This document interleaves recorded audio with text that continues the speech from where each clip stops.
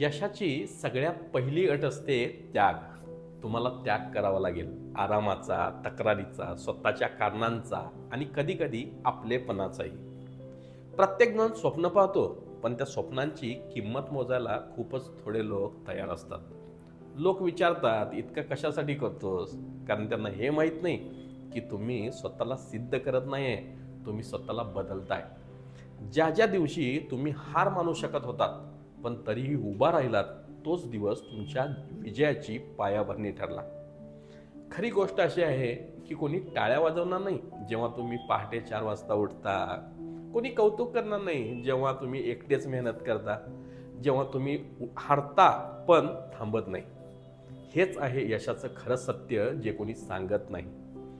यश glamorous नसतं, ती आतली एक लढाई असते, दररोजची, स्वतःशीच.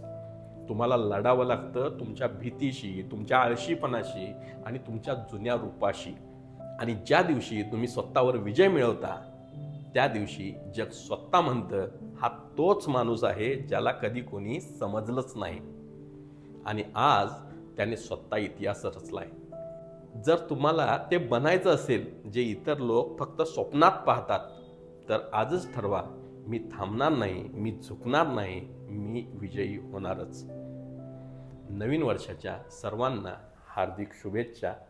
धन्यवाद.